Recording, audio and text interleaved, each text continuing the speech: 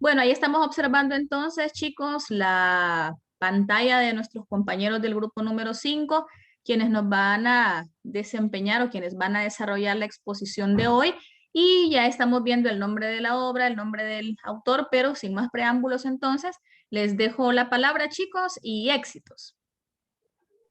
Hola, buenos días. Nosotros somos el último grupo, el grupo número 5, y nos tocó vamos a presentar la obra El sueño del Celta, y como reflexión nosotros hemos querido cambiar la rutina, hemos querido poner un video.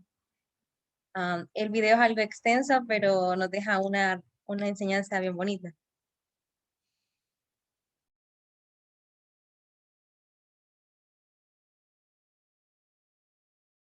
No sé si se puede ver o escuchar. Fíjate que sí estamos viendo, pero hasta el momento no escuchamos. Probá, denle play y yo te voy a avisar si no se escucha. No, hasta el momento no se oye, no escuchamos. Vamos a hacer una cosa, deja de compartir la pantalla y volvés a compartir. Abajo tengo entendido que hay una opción, que hay una alternativa que dice compartir sonido, compartir audio, creo. Sí, ahorita. Ahora sí.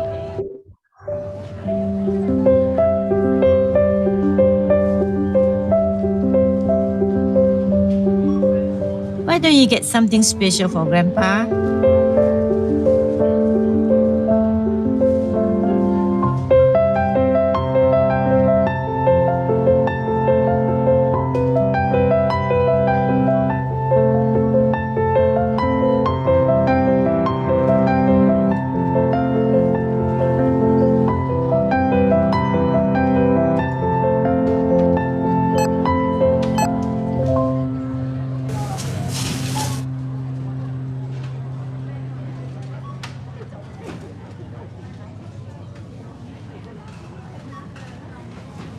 I'm sorry.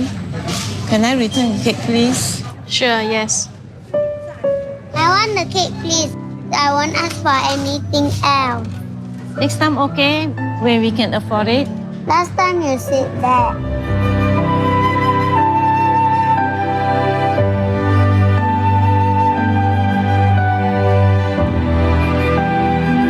You don't want this? I'll take it back.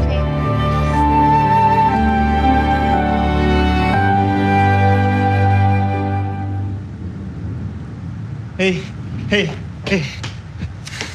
Hello, this is for you. No, we cannot accept it. Would you please? There's no reason for you to buy the cake for us. Well, when I was 7, my mother wanted to buy me a cake. Mommy, I want this one. But at the counter, we didn't have enough.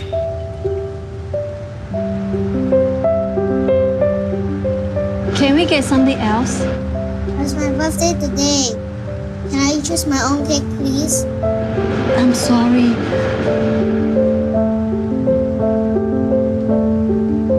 Then, there's this man. I've never met him before.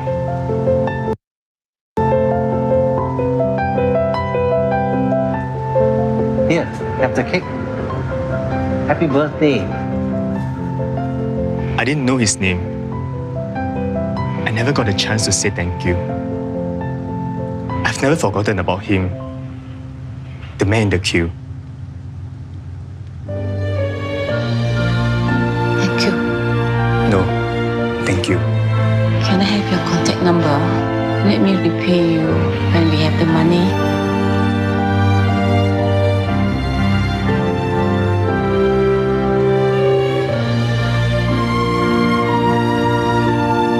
Promise me something, okay? Someday, when you're able to help somebody, you will do it? May I know your name, mister? Well, I'm the man in the queue.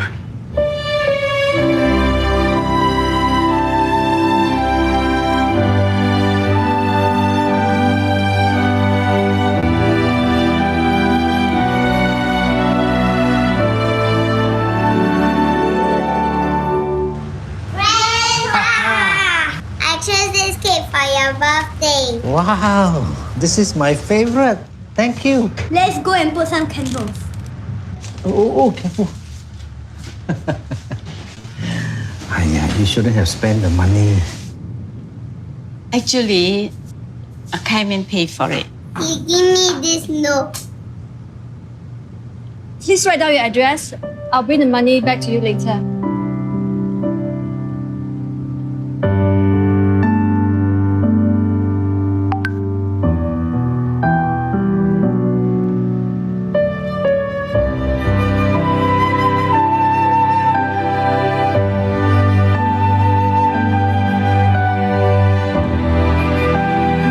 A simple act of caring creates an endless ripple.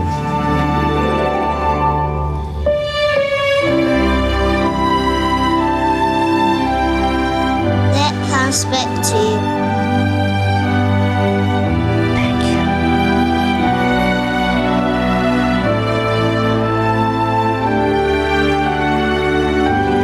Happy birthday to you. Happy birthday.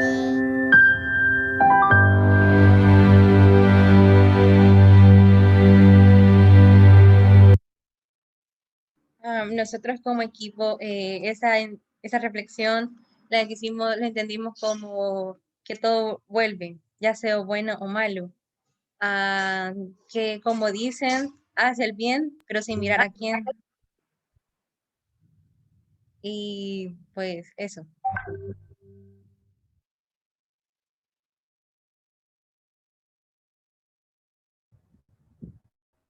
Ok, ahora yo voy a hacer la lectura mecánica. Poco después, un centinela le trajo el último envío de cartas y telegramas, ya revisados por la censura. Eran de gente que no conocía, le deseaban suerte o lo insultaban y lo llamaban traidor. Apenas las hojeaba, pero un largo telegrama retuvo su atención. Era del cauchero Julio C. Arana. Estaba fechado en Manaos y escrito en un español que hasta Roger podía advertir abundaba en incorrecciones. Lo exhortaba a ser justo confesando sus culpas ante un tribunal humano, solo conocidas por la justicia divina, en lo que respecta a su actuación en el Putumayo. Lo acusaba de haber inventado hechos e influenciado a los barbadenses para que confirmaran actos inconscientes que nunca sucedieron, con el único fin de obtener títulos y fortuna. Terminaba así: lo perdono, pero es necesario que usted sea justo y declare ahora en forma total y veraz los hechos verdaderos que nadie los conoce mejor que usted. Roger pensó, este telegrama no lo redactaron sus abogados, sino él mismo. Se sentía tranquilo. El miedo que en días y semanas anteriores le producía de pronto escalofríos y le helaba la espalda se había disipado.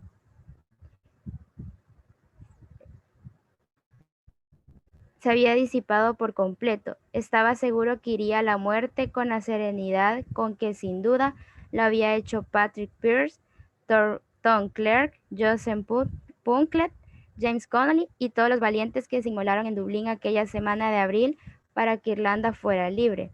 Se sentía desasiado de problemas y angustias y preparado para arreglar sus asuntos con Dios.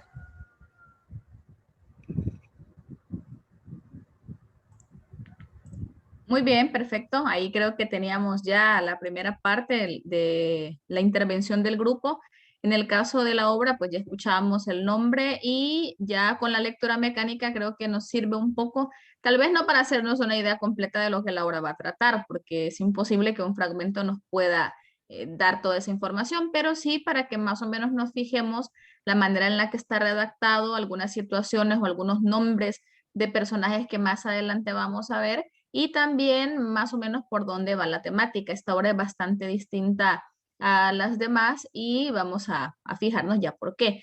Y en cuanto a la reflexión, me gustó mucho la iniciativa que se refleja en el video porque creería yo que en algún momento también podríamos relacionarlo con la obra, porque en el caso de esta obra el protagonista pues de manera directa o indirecta busca ayudar a quienes de verdad le estaban pasando súper mal. Y creo que es un buen mensaje, es una muy buena reflexión para todos los que vimos ese video, todos los que nos dimos cuenta de las acciones que ocurren. Y como decía Carla, al final todo nos regresa, ya sean las cosas buenas o las cosas malas que hagamos, al final siempre nos regresa. Entonces, ¿qué tenemos que hacer? Procuremos hacer el bien, procuremos ayudar a otros, aún sin que ellos nos lo pidan. Así que muy buena reflexión, chicos. Y vamos a pasar ya entonces al punto número 1 de la exposición, que son los contextos. Y con los contextos nos va a ayudar Camila, por favor. Ok. Vaya, en los contextos tenemos el político, económico, social y el religioso. En el político, se vio marcado por el triunfo de la Revolución Cubana, la agitación de izquierda en gran parte de América Latina y la reacción militar y conservadora, con los golpes de Estado y las diversas dictaduras. Se dio la Guerra Fría, que surgió después de la Segunda Guerra Mundial. Fue un enfrentamiento político entre el bloque occidental y el bloque del este. Surgieron los gobiernos dictatoriales en América, fundamentándose en la izquierda y la derecha social. Países como Estados Unidos y Rusia empezaron a dar más atención a los países latinoamericanos, ayudándoles en diferentes áreas. El contexto económico se mantuvo generalmente en las antiguas estructuras económicas, dándose el llamado neocolonialismo. La dependencia de las importaciones de la metrópoli, la concentración de la producción en ciertas materias primas para exportar a Europa y Norteamérica, la carencia de los medios técnicos del capital y la conservación en ciertos casos de la propiedad de la industria en los países, la devaluación de las materias primas que exportan y la venta de bienes manufacturados de mayor valor añadido agregan un déficit comercial nocivo para estos países. En el contexto social existía una agitación ideológica de la sociedad latinoamericana que comenzaba a despertar en medio de un periodo de gobiernos autoritarios en la mayoría de países. El aumento de la comunicación entre los países de América Latina y una mayor atención a América por parte de los Estados Unidos y Europa contribuyeron a cambios importantes en la forma en que la historia y la literatura se plantean en términos de interpretación y escritura. Los escritores compartían una visión muy parecida, la defensa de sus propias culturas y raíces, pero con un tipo de literatura que experimentaba y al mismo tiempo denunciaba la situación en la que los países se encontraban.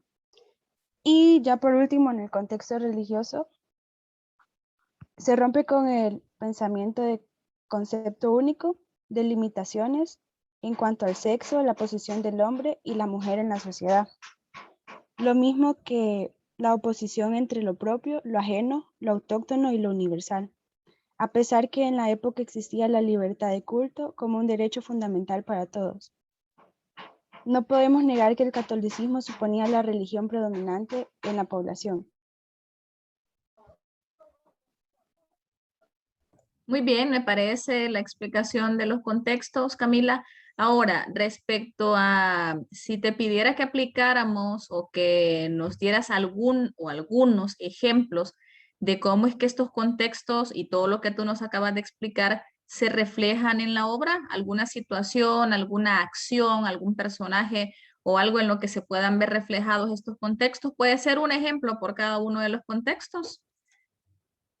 Vaya, en el político, como lo dije, en la obra lo podemos relacionar con lo de que Roger, el protagonista, quería hacer que la esclavitud terminara. O sea, él quería ayudarlos, entonces en lo político se puede ver eso porque la política que había en esos momentos, según es explicado en la obra, era como muy fuerte. Entonces, a veces, bueno, en la mayoría de casos, lo que se vendía eran niños, por ejemplo, a los de la alta sociedad, por decirlo así, y eran esclavizados. Entonces, como que ahí va un poco eso también, lo del contexto político. En el económico, no podemos ver en la obra, no todos tenían los recursos, por ejemplo, lo de los esclavos, los tomaban porque no tenían las oportunidades, entonces prácticamente las personas que los tomaban, que eran los que sí tenían las capacidades, los veían como objetos. Y como mencioné, comenzaron, en la obra se ve que los países mencionados dependían mucho como de las importaciones. En el contexto social, se ve que, bueno, hay una convivencia de muchos países, se mencionan muchos países, hay una convivencia entre las personas, pero no es así como siempre, que se dé siempre, sino que era poco, pero sí se daba algo, o sea, porque se conocía también de las culturas. Por ejemplo, cuando Roger está explicando que él iba, no recuerdo el nombre, pero ajá, él iba a uno de los lugares a ver cómo estaba lo de la esclavitud. Es al principio de la obra, menciona uno de esos lugares. Entonces también habla como un poco de la cultura de esos lugares y de cómo eran las personas. Y ya por último, en el religioso, no se ve tanto así como en otras obras de que eran muy denigradas las personas. Aquí se rompe como los pensamientos únicos que tienen las personas, por ejemplo, de o sea, por ejemplo, de que cuando hay quieren ver como, ay, no sé cómo explicarlo así, pero no sé, aquí ya no se da tanto eso de como la exclusión, o sea, sí se observaba, pero no es mucho como en otras situaciones. Muy bien, muy bien. Gracias, Camila, por habernos ejemplificado algunos contextos. No sé si alguien más del grupo desea agregar alguna situación o algún ejemplo de la obra donde se reflejen los contextos, cualquiera de ellos.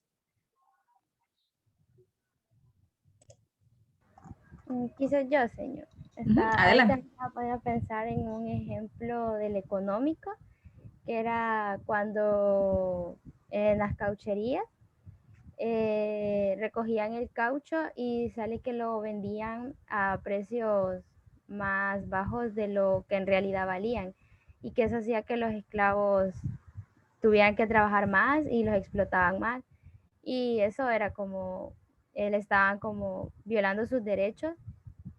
Y también me ponía a pensar en el religioso, que Susana mencionó que la religión católica predominaba y que había libertad de culto y todo eso. Y eso se ve reflejado en los padres de Roger, porque su mamá era sumamente católica, pero era católica escondida de su esposo. En cambio, el padre de Roger era protestante, entonces como que había un conflicto entre religiones ahí, pero sí se ve como la libertad de culto. Exacto, muy bien. Y ahí cabal justo ya se nota como la dualidad o lo que en algún momento pudo generar algún conflicto y que todavía en la actualidad hay gente que se pelea por esta parte. En el contexto religioso se observan estos dos polos, digamos, ¿verdad? La parte del catolicismo y la parte del protestantismo. Y también quienes pues no creen o no se ajustan a ninguno de ellos, ¿verdad? O lo hacen simple y sencillamente porque así me lo enseñaron o porque mi familia lo hace o porque tengo que, más que por una verdadera convicción. Bien, vamos a pasar al punto número 2. Muchas gracias, Camila, y gracias, Cecia, por el aporte. Y la biografía del autor nos la va a compartir Byron, por favor. Bueno, señor. Hola, hijo, buenos días. Bueno, Jorge Mario Pedro Vargas Llosa, conocido mejor de una manera más simple como Mario Vargas Llosa, es un escritor peruano que cuenta también con la nacionalidad española. Desde 1993, considerado como uno de los más importantes novelistas y ensayistas de esa época. Una de sus obras numerosas, que tuvieron muchos premios también, los que destacan el Nobel de Literatura en 2010, con la obra El Cervantes, considerado como el más importante en la lengua española. el premio Leopoldo a la Biblioteca Verde en 1962, el Rómulo Gallegos, el Príncipe de Asturias, Letras y el Planeta, y entre otras, desde 2011 él recibe tratamiento de protocolo de ilustracionismo. Señor al recibir a Juan Carlos I de España el título de Márquez de Vargas Llosa. Como escritor lanzó la fama en la década de 1960 con novelas como La ciudad de los perros, La casa verde y La conversación en la catedral. Continuó escribiendo propiamente en varios géneros literarios, incluyendo la crítica literaria y el periodismo, al igual que con otros autores hispanoamericanos. También ha practicado la política, luego de simpatizar con el comunismo en su juventud. A partir de la década de los 70 se adscribe al liberalismo. Fue candidato a la presidencia del Perú en la elección de 1990 por la coalición política de centro-derecha, Frente Democrática, perdiendo la elección en segunda vuelta frente al candidato independiente Alberto Fujimori. En 1953, durante el gobierno de Manuel A. Odria, Vargas Llosa ingresó a la Universidad Nacional Mayor de San Marcos, donde estudió Derecho y Literatura. Partió en la política universitaria a través de CAUIDE, nombre con el que se mantuvo vivo el Partido Comunista Peruano. Entonces consiguió por el gobierno de Odria, contra el que Vargas Llosa se opuso a través de los órganos universitarios, y en fugaces protestas en plaza. Poco tiempo después se distanció del grupo y se inscribió en el Partido Democrático Cristiano de Héctor Cornejo Chávez, esperando que en su agrupación lanzara la candidatura de José Luis Bustamante y Rivero, quien por aquel entonces regresaba del auxilio. Dicha expectativa no se cumplió. Durante este tiempo trabajó como asistente de renombrado historial San Marcos de Saúl Porras, Barrenechada, en una obra que nunca llegó a concretarse, varios tomos de monumental historia de la conquista de Perú, y en mayo de 1955, a la edad de 19 años, contrajo matrimonio con Julia Urquidi, hermana de su tía política por parte materna, quien era 10 años mayor y ya divorciada. Por entonces, Vargas Llosa empezó con seriedad su carrera literaria con la publicación de sus primeros relatos, El abuelo y muchas otras. Y a fines de 1957 se presentó a un concurso de cuentos organizados por la Revue Française, una importante publicación francesa dedicada al arte. Su relato titulado El desafío obtuvo el primer premio, que consistía en 15 días de visita en París, hasta donde partió en enero de 1958. Su estancia en la capital de Francia se prolongó durante un mes hasta que retorna a Lima.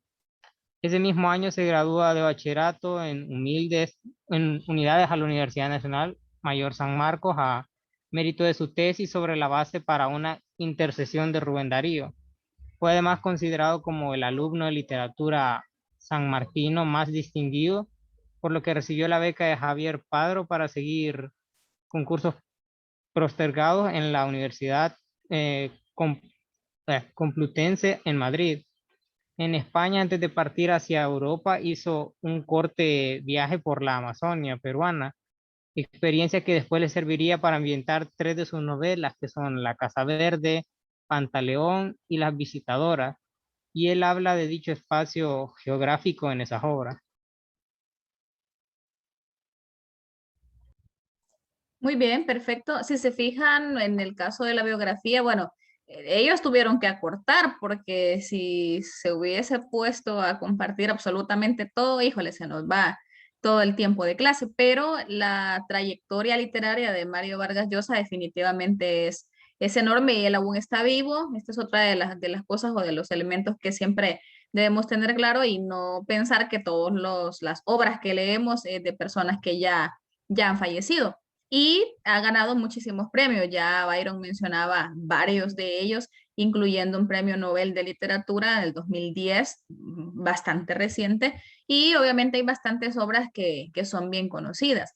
Ya, por ejemplo, en el caso de La Casa Verde, que son obras que sitúan o que reflejan situaciones en las cuales o con las cuales él tuvo una relación bastante directa, como lo fue la Amazonía peruana. Ahora bien, en el caso específico del Sueño del Celta, Byron, creo que ya mencionaste algunas cosas o algunos viajes o lugares por los que Mario Vargas Llosa anduvo y que pudieron haber influido para escribir esta obra, pero si te preguntara así en pocas palabras, ¿en qué consideras que se inspiró o cuál fue la motivación para Vargas Llosa que escribiera El Sueño del Celta? ¿Qué nos podrías compartir?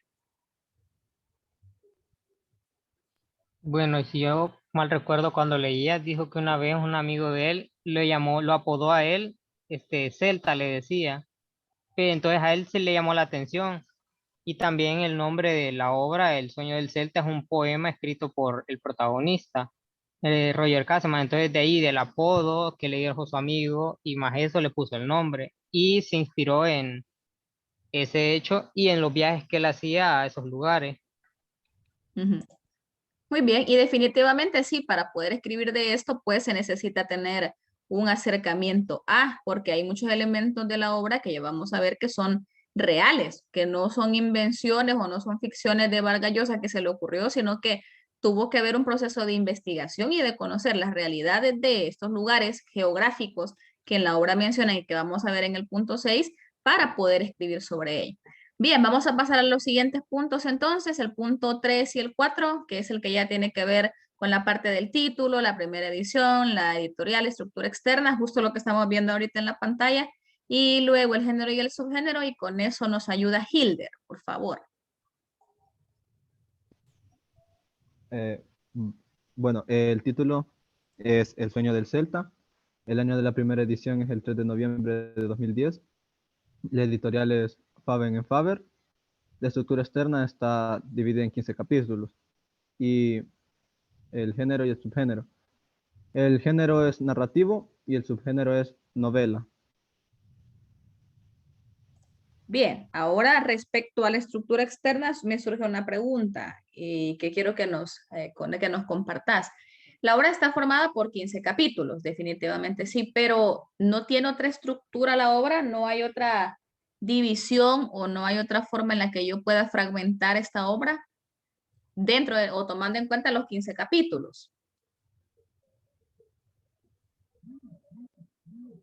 Sí, se puede dividir de otra manera porque la obra como que se divide, digamos que en tres, dependiendo de como los viajes que él hizo. Una es el Congo, la Amazonia e Irlanda, y dentro de esos tipo de tres divisiones se están dando los 15 capítulos.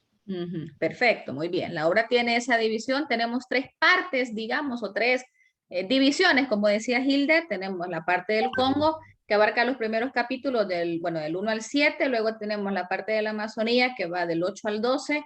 Y luego tenemos la parte de Irlanda, que va del capítulo 13 al 15. Bien, ahora respecto al género, que es narrativo, definitivamente, nos vas a explicar, Hilder, bueno, ¿por qué es narrativo? Ya sabemos, pero ¿qué tipo de narrador posee? Y luego, en el caso de la novela, ¿qué tipo de novela es y por qué?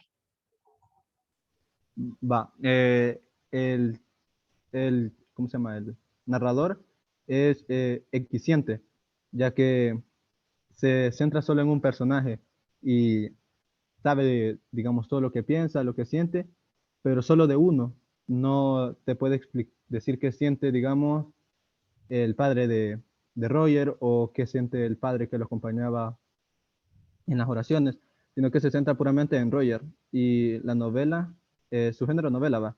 Y esta es biográfica e histórica, ya que es como una biografía, bueno, es una biografía de Roger porque él va contando toda su historia prácticamente durante todo el tiempo mientras está en la prisión. E histórica porque presenta detalles históricos que se presentan como la Revolución Irlandesa y cosas así. Muy bien, perfecto. En este caso, fíjense que los compañeros, bueno, y de hecho nos puede surgir una duda en cuanto al tipo de narrador, porque si bien es cierto, la perspectiva que se nos cuenta es la perspectiva de Roger Casement, que es el protagonista, ya escuchamos mencionar ahí que dijo Hilder Royer, es el protagonista, pero no es un narrador protagonista como tal, es decir, que no es que él esté contando su historia, sino que hay alguien externo, hay alguien fuera de, que está contando el razonar o el pensar o el sentir de Roger Casement, y por esa razón es que lo han catalogado como un narrador eficiente, porque sí conoce lo que el personaje siente y el fluir de la conciencia y todo lo demás, pero se centra más o se ubica más en el protagonista más que en los demás. Ahora, alguien podría decir, pero yo también siento al momento de leerla que puede ser omnisciente por la perspectiva o la descripción que se da de los otros personajes. Quizá no es igual de profunda, aunque podríamos pensar que sí, pero quizás sí encaja mejor la ubicación o la categorización que han hecho el narrador y que Hilder nos ha dicho. Y en cuanto al subgénero, definitivamente sí tiene elementos de una novela biográfica, porque nos cuenta la biografía o datos importantes de Roger Casement que no han sido puros inventos de Llosa, realista por los sucesos que nos muestra, que son crueles y son terribles, pero que suceden y que a veces hacemos caso omiso de las cosas porque como, no es conmigo, no me afecta a mí, entonces ni siquiera sabía que esto pasaba o que estaba pasando. Y luego también histórico porque son elementos importantes, y ya Hilder mencionaba algunos. De hecho, es del momento en el que divide la obra en el Congo, la Amazonía irlandesa, porque menciona sucesos relacionados a cada espacio geográfico. Bien, nos vamos al movimiento literario. Con el movimiento literario nos va a apoyar Cecia, porfa. Okay. El movimiento literario al que pertenece la obra El sueño del Celta es el boom latinoamericano. Y las principales características y que también se pueden observar en la obra son que tiene una perspectiva múltiple, es decir, que tiene distintos personajes que cuentan su historia desde diferentes puntos de vista. También suele presentar personajes en conflicto con su entorno y con ellos mismos, deseosos de encontrar su identidad. También presenta conflictos con los autores, autoras, para así enriquecer el desarrollo de las tramas. O sea que muchos de los conflictos que tal vez el autor ha vivido se pueden ver reflejados en la obra. El pasado se alterna con el presente y el futuro, creando un caos argumental, y se quiebra el tiempo cronológico. Y por último, el personaje vive en el ambiente que lo rodea y predomina el espacio cerrado. Muy bien, creo que esta obra sí encaja bastante bien en la parte del boom latinoamericano, y creo yo también que después de haber escuchado las exposiciones y haber escuchado las características que la mayoría de compañeros de los grupos han compartido en cuanto a que encajan bien sus obras ahí, el boom latinoamericano fue un proceso de renovación. Entonces, en este sentido, pues se refleja bastante el tratamiento de los personajes desde dentro, y eso se relaciona con lo que acabamos de decir en la parte anterior con Hilder, porque se menciona una perspectiva bastante interior de los personajes, más no es un narrador protagonista. Entonces, como que el mismo entorno, los mismos lugares son descritos o surgen a partir de la interioridad del personaje. Además, se quiebra el tiempo cronológico porque hay saltos de tiempo y también saltos de lugares, porque en el caso de esta obra, de repente está Roger en la cárcel y de repente sale con otra cosa que, si no estamos atentos, pues nos puede confundir, puede generar un caos argumental. Entonces, esto recuerden, y lo menciono yo también para que les quede claro, que el boom latinoamericano viene a ser ya como los primeros pasitos o la antesala a lo que luego se convirtió en la famosa vanguardia latinoamericana. Y de hecho eso lo mencionábamos con el grupo 4 también, que es un proceso de renovación, o sea que desde el que empezamos con el boom, el realismo mágico que está dentro del boom latinoamericano y la vanguardia, todo es un proceso de renovación. Dejemos de escribir como antes, dejemos de hacer las cosas tan lineales como antes, los personajes tan parecidos como antes, y veamos de qué manera innovamos. Entonces, vamos a pasar al siguiente punto, que es la ubicación geográfica, y con eso nos ayuda Carla. Bueno, la obra se desarrolla en Londres, en una cárcel llamada Pentonville, donde se encuentra Roger, y ahí es donde se encuentra su historia, ¿verdad? Y ahí es donde van surgiendo los recuerdos que hubo en el Congo, en la Amazonía e Irlanda, que Irlanda es en donde Roger nació. Esos son los lugares. Muy bien, esa es perfecto, la ubicación geográfica bastante general. Ahora, ¿recordás algún lugar específico, no sé, casa, iglesias o alguna situación o algún lugar que se te haya grabado? Tal vez no con el nombre específico, porque igual nombres hay un montón y bien raros, pero algunas situaciones o algunos espacios que hayan marcado la trama en cualquiera de estos lugares que mencionaste. Sí, está la casa del tío abuelo, no me recuerdo muy bien el nombre, pero es donde ellos se fueron a vivir después que la madre de Roger murió, falleció, ahí se fueron a vivir porque el papá estaba bien destrozado y el padre ya no vivió con ellos, el padre se fue a vivir a 40 kilómetros de ahí, exactamente así dice, donde hacía como tipo rituales, dijo. También otro lugar que se puede dar es donde él va a donde otra tía, la tía Gertrude, donde la prima Gertrude, pero no recuerdo cómo es ahí donde es, donde trabaja, la navería, algo así. Muy bien, la naviera. Vaya, perfecto. ¿Alguien más recuerda otro lugar? Así como los que Carlita acaba de mencionar, porque sí, en términos generales, y ahí está perfectamente en la presentación, cabalito han ubicado las tres zonas o los tres grandes espacios, y si se fijan entonces nos damos cuenta que esta obra sí se mueve por todas partes, anda por un montón de continentes, y no se ubica única y exclusivamente en la parte de Latinoamérica o en la parte de Sudamérica, sino que también retoma África, retoma Europa. ¿Alguien del grupo me recuerda otro lugar, aparte de los que mencionó Carla?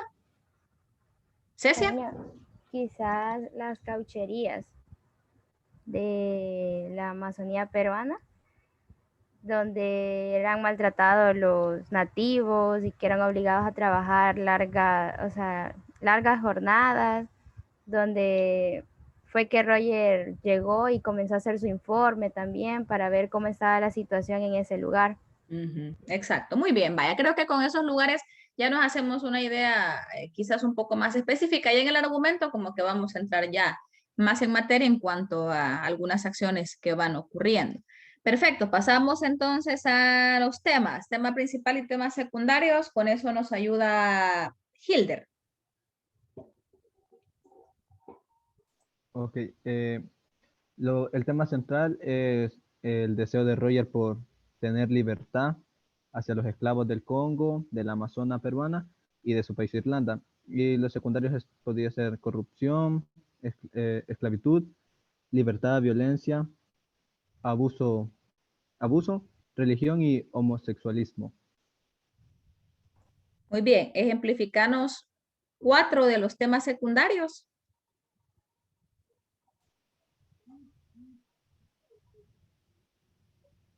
Con algún suceso o personaje. Ajá. La esclavitud se ve casi en toda la obra. Es lo que defiende Roger prácticamente. Primeramente quería ver una Irlanda libre, digamos, que fuera independiente, no dependizara de Inglaterra. Entonces eso fue lo que fue buscando. También el abuso y la violencia se pueden ver cuando va al Congo o la Amazonia, donde ahí los trabajadores son abusados porque los sobreexplotan para que logren sus trabajos. Y se puede ver cuando trabaja con uno de los Stanley, que él piensa que es bueno, que el trabajo que hace no es tan malo, pero después se va dando cuenta durante el pasar del tiempo que en verdad solo buscaba dinero y estar súper bien. Y la religión se puede ver al inicio y al final de la obra, al inicio cuando el padre era, ¿cómo se llama esto? No religioso, sino que... Protestante. Protestante, eso, gracias. Era protestante y que la madre de Roger bautizó a Roger a escondidas y que nunca se lo dijeron al padre. Y se puede ver al final cuando ya llega la hora de ejecución de Roger, que los padres lo acompañan por casi todo el último capítulo y oran y todo eso, y al final él siente que regresó ya al catolicismo y poder estar en paz. Muy bien, creo que la extracción de los temas está bastante bien. El caso del tema central definitivamente sí es el sueño, el deseo de Roger, ¿verdad? Porque se centra definitivamente en esto, en mostrar la esclavitud, como lo decía Hilder en el tema secundario que han colocado ellos ahí, porque se puede considerar una utopía, ¿verdad? Como una persona o como un hombre que fue catalogado como traidor a su patria y todo lo demás por lo que hizo, al final, bueno, mejor ni hablo del argumento todavía, pero sí me parece el tema central, el deseo de Roger de tener la libertad de todos estos esclavos al ver la situación tan difícil y tan horrenda que pasaban con los maltratos y las pocas consideraciones que tenían. Nosotros cuando vimos la parte de la literatura precolombina, la conquista, la colonia y esto, ya más o menos tenemos una idea, leímos Guasipungo, tenemos una idea de las cosas tan atroces que eran capaces de hacer y que en esta obra pues quedan o se exhiben. Y luego con los temas secundarios también, incluso la parte de el abuso, la violencia, el homosexualismo. Y el homosexualismo, ¿alguien nos puede explicar? O Hilder, ¿cómo es que se observa esto? ¿O en quién se observa este tema secundario? ¿Por qué colocaron ese tema como secundario? ¿Puede responder alguien? El personaje principal, Roger, es homosexual. Ajá. Y eso fíjense que puede parecer, escuchando la receta de Carla, puede parecer como contradictorio porque alguien, no sé, alguien puede pensar que son o menos valientes o alguien puede pensar que son más atrevidos y que tienen mucho más valor que un hombre, digamos. Pero vaya, eso quería aclarar. Para que sepamos por qué le puede decir, bueno, y el homosexualismo o la homosexualidad, ¿cómo es que se observa o en qué? Pero ya Carla nos dijo. Vaya, pasamos a los personajes. Con los personajes nos ayuda Camila. Vaya, como personaje principal tenemos a Roger, que este era un hombre inglés que tenía dos sueños, que uno era independizar a Irlanda, o sea, ya quitar eso del colonialismo. Y otro de sus sueños era acabar con lo mismo, con los horrores del colonialismo que tenían a Irlanda y ayudar a todo eso de los esclavos. Vaya, en los secundarios está Roger Casement, que era el padre de Roger. Este era un hombre estricto y contaba siempre historias a sus hijos.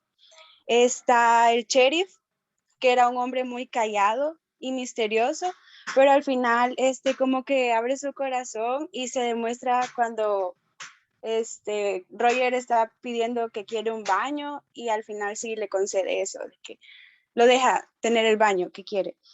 Después está Gertrude, que era prima de Roger Casement. Era la persona con la que más le gustaba pasar a Roger y ella siempre iba a visitarlo a la prisión. Luego está Alice, que era una historiadora irlandesa y fue quien sembró en Roger el deseo de conocer más profundamente su país natal.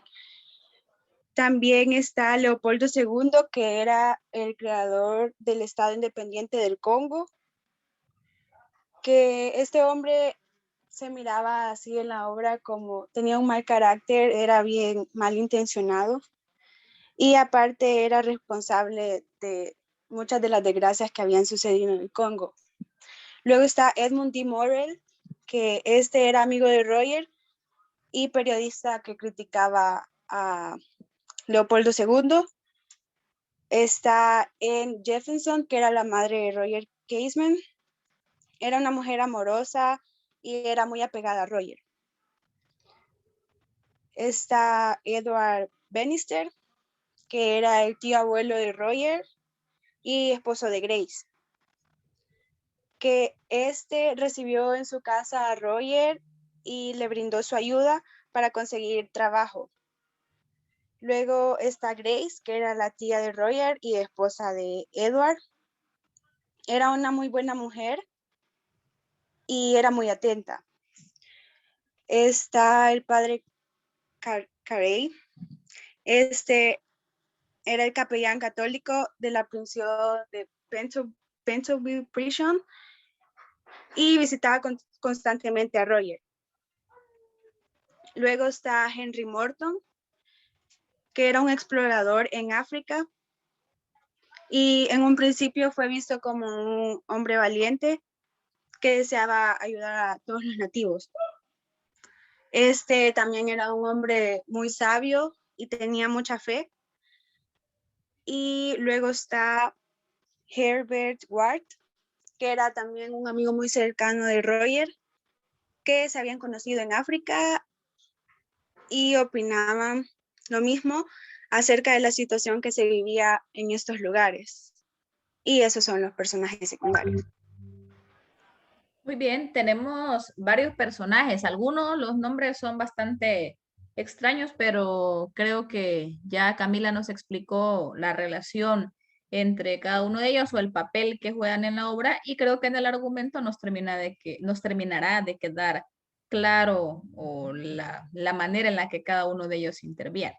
Entonces vamos a pasar a la parte del argumento para que el tiempo nos alcance. Tenemos aproximadamente media hora para finalizar, así que creo yo que sí nos va a alcanzar el tiempo.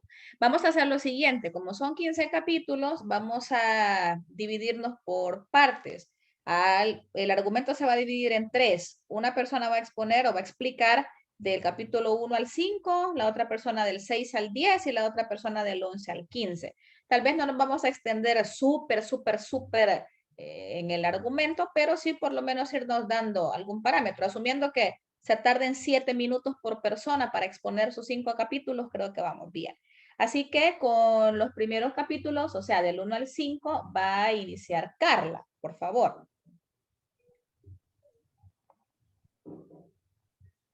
Bueno, señor, ahorita. Y le voy diciendo capítulo 1, capítulo 2. Como querrás, ahí como querrás, pero siempre y cuando no te vayas a pasar y vayas a dejar a los demás sin poder explicar argumentos. Bueno, hasta el 5, ¿verdad? Sí, hasta el 5. Bueno, Roger Casman se encuentra en su celda, que este es un lugar muy desolado, ya que no hay ningún ruido, ninguna señal, y de pronto llega el sheriff como a avisarle que tenía una visita. Entonces Roger dijo que quién le iba a llegar a visitar, ¿verdad? Entonces luego vio que fue el amigo del abogado, como el ayudante. Entonces el ayudante llegó a decirle que el abogado le mandaba un recado, que era que el pedido de clemencia podría haberse afectado por el descubrimiento de los diarios de Roger, cuyos fragmentos estaban por todos lados, que los habían publicado y que habían protestas y rumores.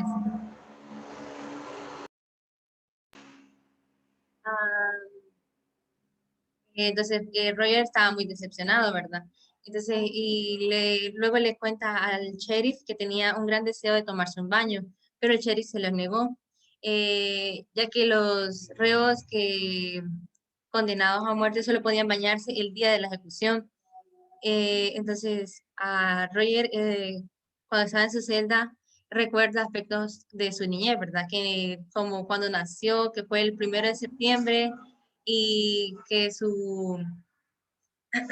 que tenía 3 hermanos, y que a pesar de que estaba muy pequeña, tenían una gran diferencia de religiones en la familia. Y también se notaba que no había, también Roger era era cariñoso con su madre, pero él no lo demostraba, porque su padre como que no le siempre le había dicho de que eso no le gustaba a él de parte de un hombre. Entonces, a escondidas de su padre tenía que abrazar a su madre y cosas así. Luego, cuando la madre falleció, a los 9, Roger tenía 9 años. Entonces se mudaron y él comenzó a verlas en sueños, ¿verdad? Entonces, poco a poco, eso fue como volviendo a la normalidad. Entonces Roger no le gustaba hablar de su madre. Entonces cuando hablaban de su madre, él se quedaba en shock o como le entraba en depresión, se podría decir. Ah, y luego a los...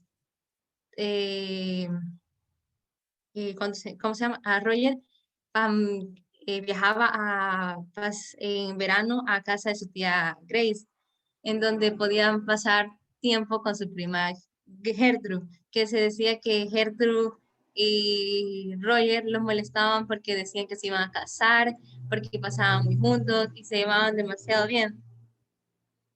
Entonces, el padre de Gertrude le consiguió un trabajo en la naviera donde él trabajaba.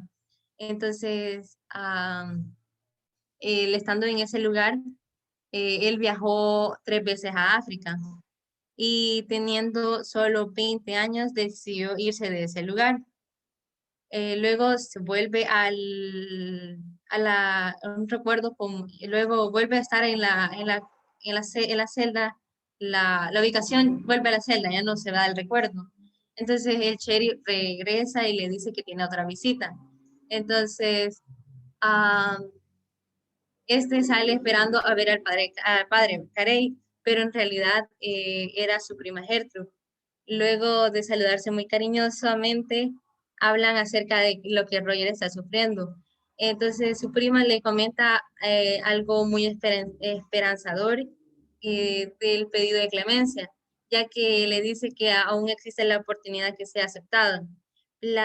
Entonces esto platican de que todos lo están apoyando, de que él sí cree que ella sí cree que, lo pueden dejar salir. Entonces, y luego se ponen a recordar los momentos de la infancia eh, y se pone bien triste el ambiente. Luego, estando ahí en la celda, Roger recordó sus viajes al Congo.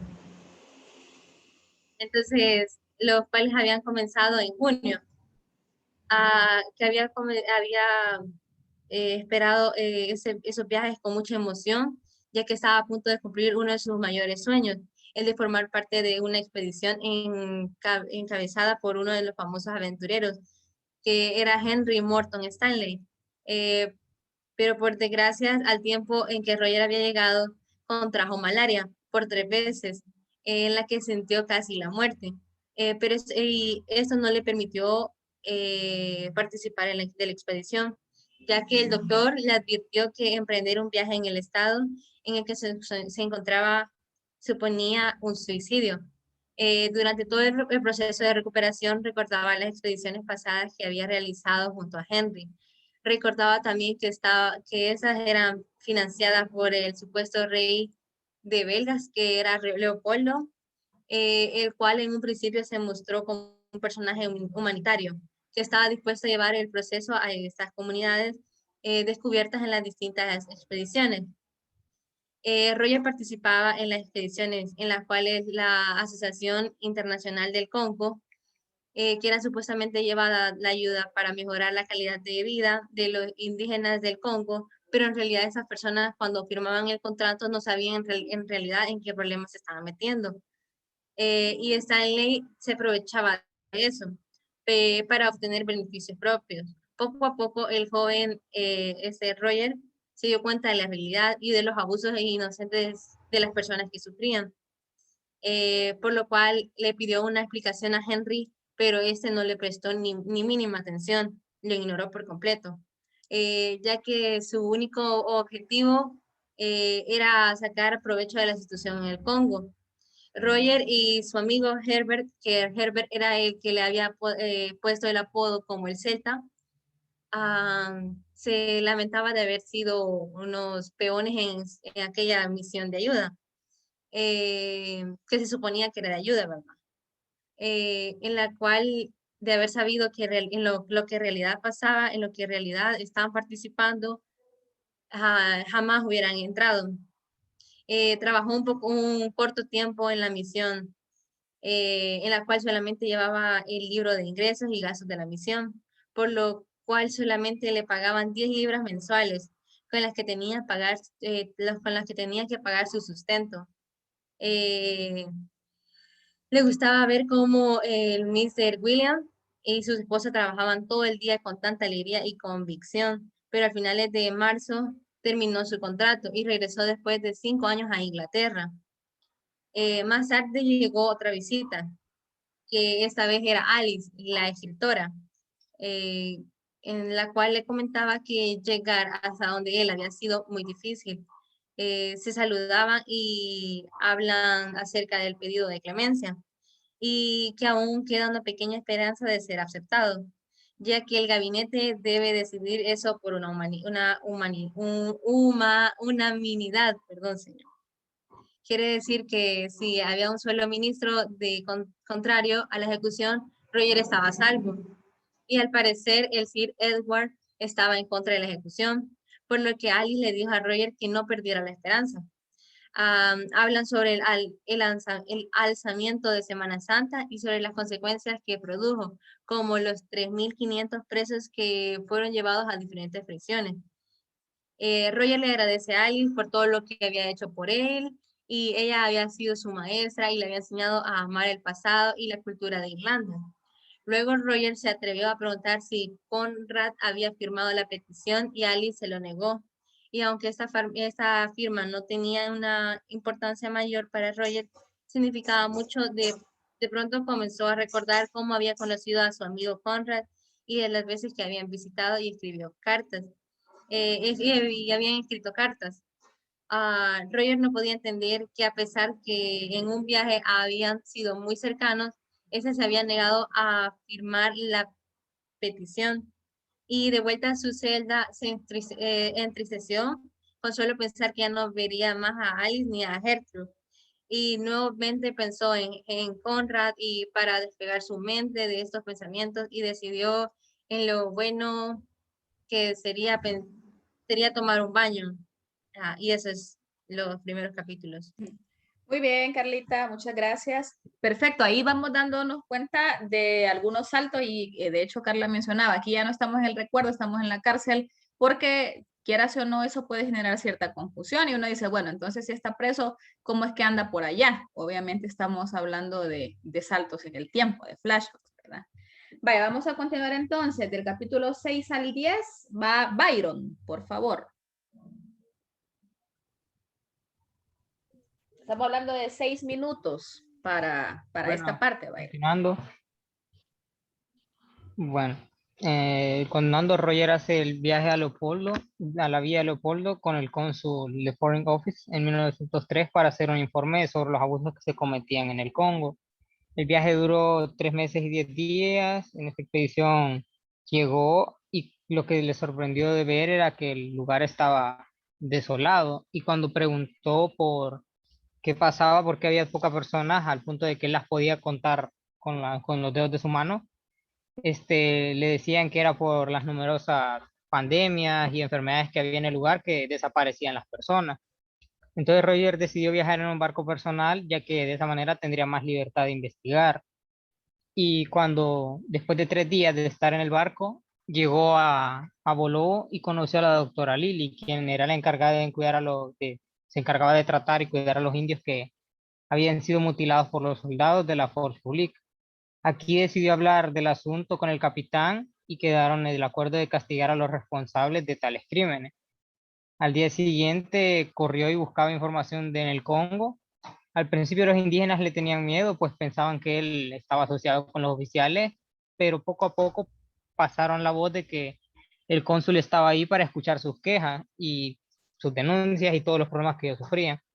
En una de las aldeas, el padre Utot, el cual explicó las condiciones deplorables en las que ellos vivían, Roger reclamó el trato que les daban.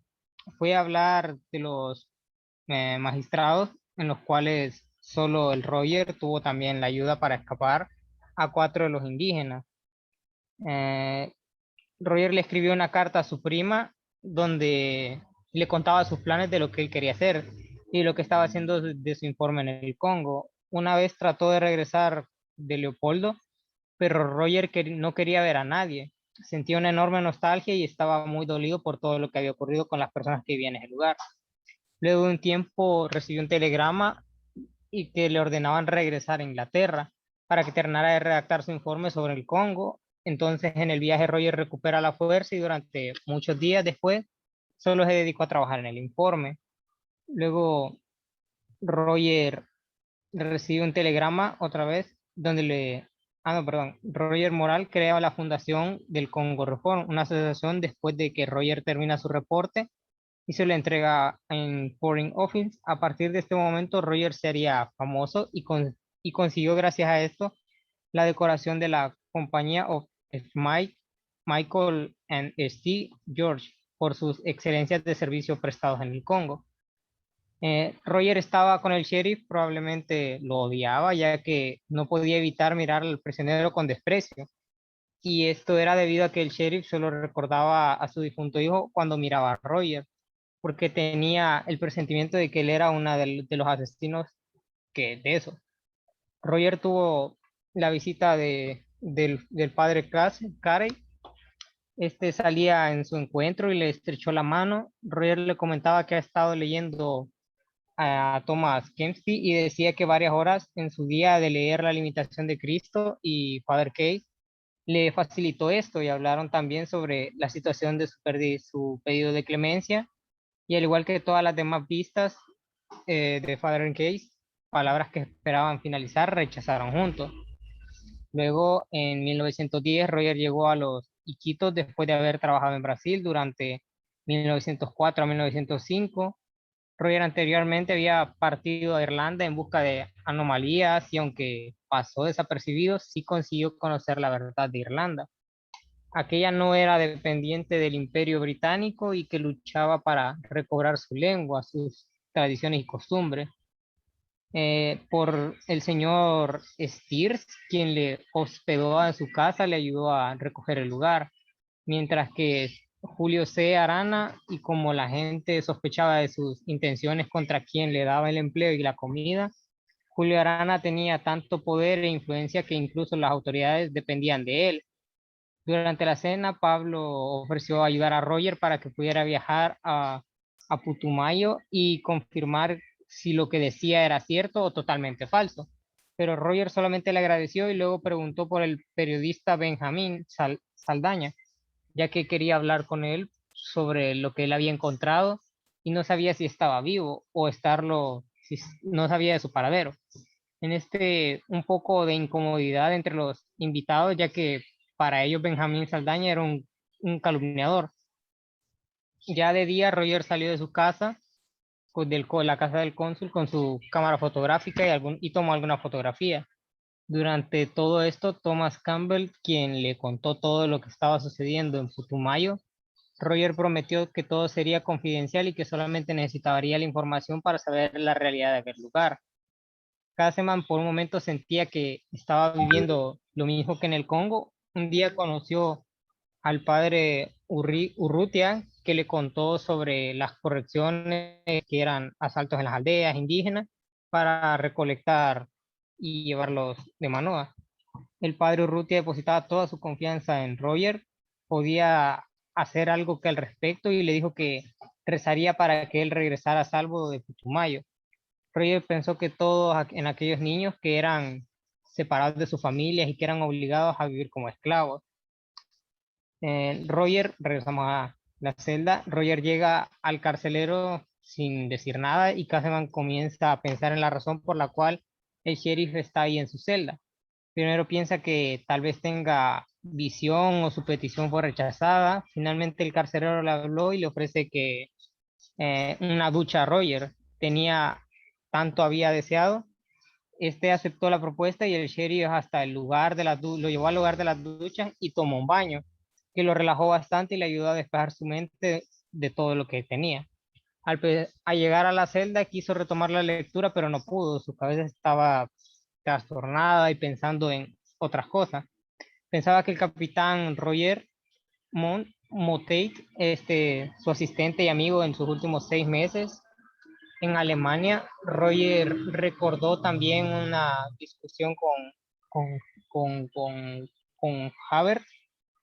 Ambos habían sido críticos severos sobre los criminales y todos los abusos que sufrieron por el colonialismo. Y cuando Roger se convirtió en una figura pública, Hebert y Sarita habían sido sus más grandes defensores. La discusión se dio cuando en plena guerra supuso Roger había ido a Berlín y conspiró con el enemigo y se le acusó de traidor. Roger tenía un plan para conseguir la libertad que él tanto deseaba para Inglaterra y se dirigió a 2.200 prisioneros en el campo en Limburg, a los cuales les decía que los invitaba a luchar junto a su enemigo, que era Alemania. Les declaró que iba a luchar junto a ella y no dentro de ella, ya que Roger creía que hacer amigos de los enemigos de sus enemigos sería algo muy conveniente para él al momento de buscar la libertad. En la víspera de Sarpan, en Putumayo, Roger entabló una conversación con el señor Stiers sobre la compra y la venta de los indígenas que era arrebatados de sus familias. Al finalizar la conversación, Roger entendió que había hecho otro enemigo, más del cual se debía cuidar. Reflexionado en lo que había entablado y hablado con él, Víctor Israel, la discusión fue a raíz de que tenía conceptos diferentes de civilización, porque Roger se dio cuenta de que la mayoría de personajes eran como buscaban el mal para todos y nadie le importaba pasar por encima de los demás. Luego llegaron a la Chorrera en el 22 de septiembre y consiguieron al jefe Víctor, quien inmediatamente Roger empezó a trabajar y se puso a través de él. Con solo 4 aceptaron hablar con Roger y luego en la cena estaba Juan Tinoz, que le comentó que había visto a los indios e indígenas tenían cicatrices en toda su espalda. El 28 de septiembre, Caseman y los miembros de comisión abandonaron la Chorrera y comenzaron rumbo a llegar a Fidel Valera, que tenía 530 indígenas en aquel lugar. Fidel Valera guiaba a Roger por todos los depósitos de caucho y medida pasaban sus días, sus compañeros se iban agotando más y un día pusieron a Roger a irse en aquel lugar. Roger y sus amigos se trasladaron a la estación del último retiro, donde los indios les apareció más primitivo y huraños. Roger había llevado en todo ese transcurso a 3 barbandeses, a los cuales Norman quería sobornar e incluso se atrevió a querer sobornar al mismo Caseman, pero obviamente no aceptó. Los días que siguieron fueron rutinarios y en Vistaron solo mostraban la intensidad de la atrocidad que se cometían en este lugar.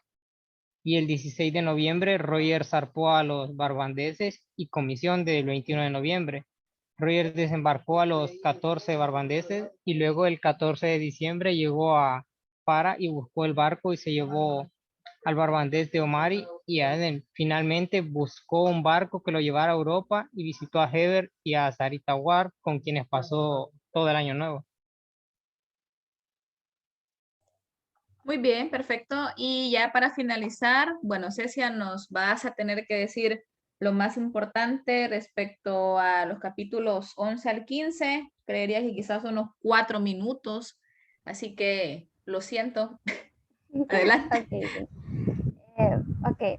En ese momento está Roger otra vez en la celda y llega el sheriff y habla con él y le cuenta acerca de lo triste que se siente por no tener a su hijo. Entonces, esto provoca una gran nostalgia entre los dos y hace que el sheriff se sincere con Roger. Luego ya Roger recuerda la segunda reunión que tuvo con la Peruvian Amazon Company, donde en esa reunión estuvo presente el Julio C. Arana, y que ahí fue donde Roger notó que era un hombre como muy malvado y un poco cínico. Y Roger había ido allá a la Amazonía peruana y al Putumayo para hacer un informe acerca de todos los maltratos que estaban recibiendo los nativos y de si en realidad algo había cambiado, porque habían prometido que iban a cambiar los maltratos y todo, pero querían confirmarlo y por eso es que Roger había llegado ahí para hacer un informe. El informe le tomó como escribirlo como 1 mes y medio y relataba que nada había cambiado y que quizás las cosas estaban aún peor que antes. Roger se sentía súper mal por todo esto porque en realidad él quería la libertad de todas esas personas y sentía un gran cariño por ellas. Y luego le dijeron que tenía que regresar a Londres para terminar su informe Y pues cuando terminó su informe se publicó en el libro que se llamaba Blue, le nombraron como Blue Book, como libro azul.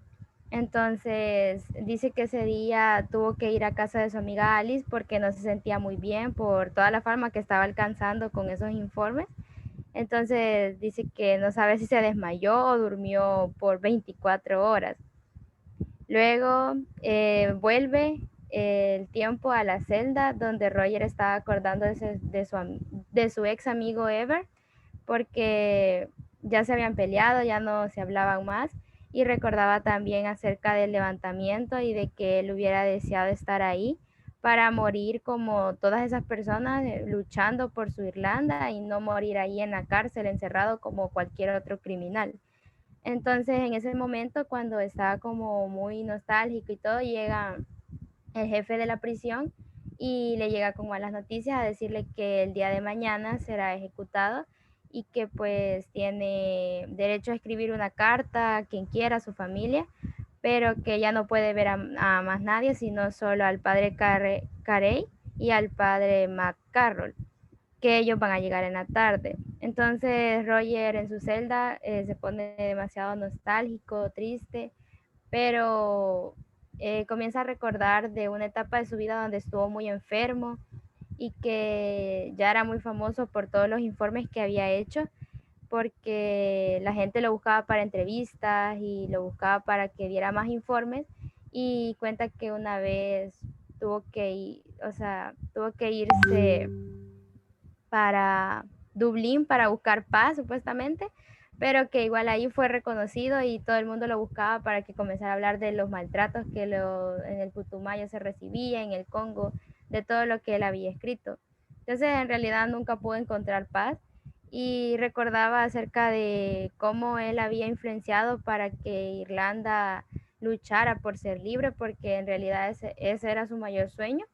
Y ese día en la noche soñó con su madre y no quiso comer porque estaba demasiado mal. Y ya al final, en la mañana, le dan el desayuno, pero tampoco comió.